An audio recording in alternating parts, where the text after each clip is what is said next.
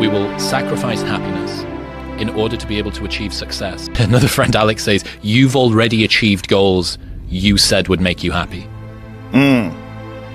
You've already achieved goals you said would make you happy. How can you presume?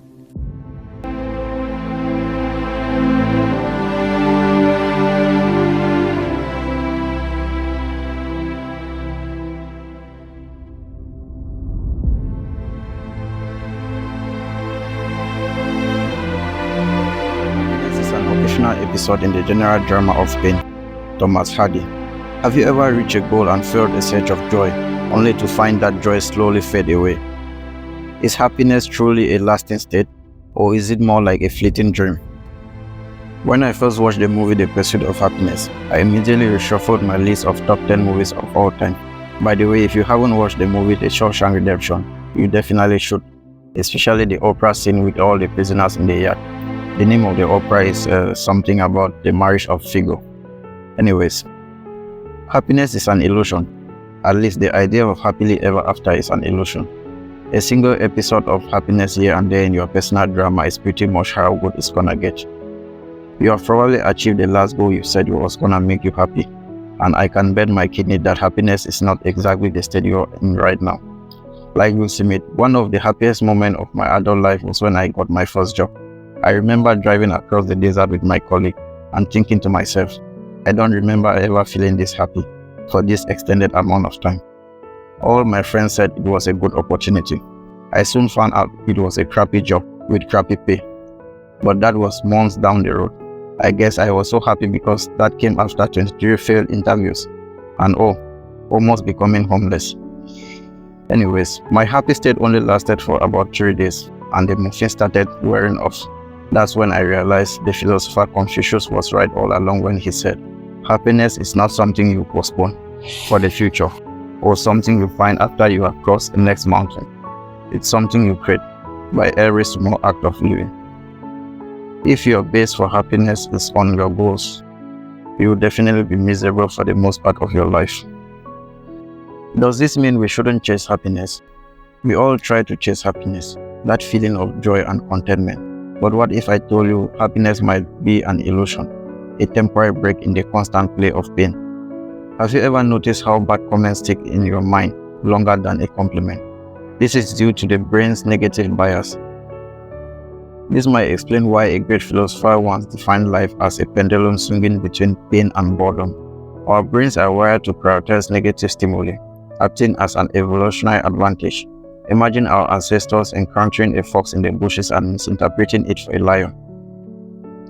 Ignoring a potential threat like a lion could be catastrophic, while ignoring the fox would have minimal consequences. This can also explain why trigger-happy cops shoot first and ask questions later. The last thing an already paranoid cop might want to hear would be someone in the dark yelling, "Hey man, I'm just going to reach in my back pocket and grab my wallet to show you my ID."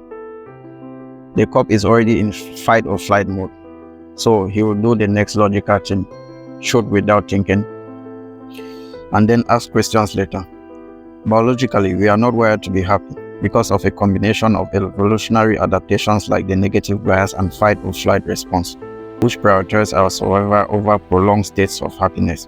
Studies show that negative news and stories on social media grab our attention more readily than positive ones. This explains why headlines often focus on danger, conflict, and tragedy. This is also why movies always end in the sunset scenes or happily ever after. The boy gets the girl, the hero saves the country, and your favorite football team wins the Champions League, even though they were underdogs.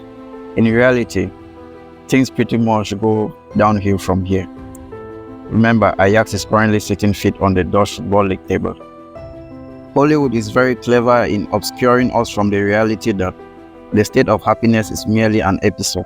In the final scene of the movie The Pursuit of Happiness, Chris Gardner, played by Will Smith, is walking down the busy street with his son, Christopher, played by Jaden Smith. Christopher tells his father a joke, and as they walk, a well-dressed businessman in a suit walks past them. Chris briefly glances back at the man, who continues on his way. The camera zooms in on Chris' face, showcasing a look of quiet determination and accomplishment. This final scene is powerful because it leaves the meaning up to the viewer's interpretation. Some viewers might see it as a suggestion that Chris has finally achieved success and made it as a stockbroker, while others might view it as a more subtle acknowledgement of the ongoing struggles and challenges of life. Even amidst moments of joy, or as the great philosopher George Malcolm puts it, happiness is a continual state of becoming, but not arriving. If the movie extended for another 30 minutes, we'll probably see Will Smith being fed up with his job, or his boss screaming at him, or perhaps a scene where he loses his client's account, maybe a scene where his initial salary is no longer enough to cover his son's fees and medical bills. Hollywood never lets you see that part. All these scenarios will gradually lead to a change in Will's psychological state of mind, from happy to sad. In essence, it will drive home to the viewer the idea that happiness is indeed an episode in the daily struggles of life. We sacrifice our health to chase money, and then once we have money, we use it to try and buy back our health. Famous individuals sacrifice their personal freedom to become prominent and influential. Once they become famous, they try to buy back their freedom in order to be able to go down the grocery store and get ice cream without being hassled by paparazzi and fans. No matter how hard you try to stop feeling like the hamster on wheels, nature will always be around the corner to remind you that your happiness isn't meant to last forever. The reason why we struggle with insecurity is because we compare our behind the scenes with everyone else's highlight reel. Stephen Furtick. Picture perfect semis, breathtaking landscapes, and seemingly flawless life. That's the world we often see on Instagram feeds. It's easy to fall into the comparison trap, where our own behind the scenes moments feel inadequate compared to everyone else's highlight reel. But what if the curated online world hides a different reality? If you are not married and you are currently scrolling through Instagram reels of married couples, all you see is smiles, shining living rooms, well-behaved kids. None of these people will post a picture of their kids talking back to them, or perhaps mention the fact that they are currently living on credits and going through life paycheck to paycheck, or perhaps that their spouse is abusive, like my ex-crush. Anyways, if you haven't watched the video on my ex-crush, please check it out to see how she lost 2 teeth. The video is titled My First Crush. Please kindly check it out from the link above. Anyways, you probably want to leave your current job because you heard a new company that just launched pays $50 an hour.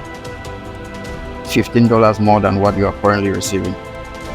What the new job listing conveniently leaves out is that the maximum number of hours you can work per month is 25 instead of 40 hours minimum at your current job. You will now need 2 jobs to survive. The grass is always greener on the other side of the fence. At least that's how the illusion works, till you actually cross over the fence and discover that it was synthetic grass all along. Should we stop striving to be happy? Or should we stop setting goals? Definitely not. You shouldn't stop trying to acquire wealth just because you shall return to those one day. Rather, you should try to acquire sufficient wealth in order to make your time on earth memorable and enjoyable. Since happiness is merely a state, it's better to cry on a yacht during your low moments rather than crying in a plastic barrel. It's important to acknowledge that this perspective doesn't diminish the value of seeking joy and fulfillment in life. However, it encourages us to consider alternative perspectives on what truly constitutes the meaning of existence. Philosophers throughout history have grappled with this very topic. The Stoic philosopher Epictetus, for instance, believed that true happiness lies not in external circumstances, but in our own internal state, stating, happiness and freedom begin with a clear understanding of one thing. Some things are within our control, and some things are not. It is only after you have distinguished these two that you can begin to find inner peace. Similarly, Viktor Frankl, a Holocaust survivor, emphasized the importance of finding meaning in life, even amidst suffering. He famously stated, "Everything can be taken from a man, but one thing, the loss of human's freedom, to choose one's attitude in any given set of circumstances, to choose one's own way." These perspectives shift the focus from the pursuit of fleeting happiness to the cultivation of inner strength, resilience, and the ability to find meaning and purpose even in the face of challenges. This journey, while not always easy, can lead to a deeper sense of fulfillment and a life lived with authenticity and embracing the full spectrum of human experience, both joy and sorrow. Ultimately, whether happiness is an illusion or not is a question each individual must answer for themselves. This can be done by understanding the different perspectives and exploring alternative pathways to meaning and purpose. We can also embark on a richer and more fulfilling journey, appreciating the present moment, finding joy in small things, and embracing the ever-evolving tapestry of life experiences. Thanks for watching. Please like, share, subscribe, and comment, and do return for more thought-provoking videos on topics like this. See you again next.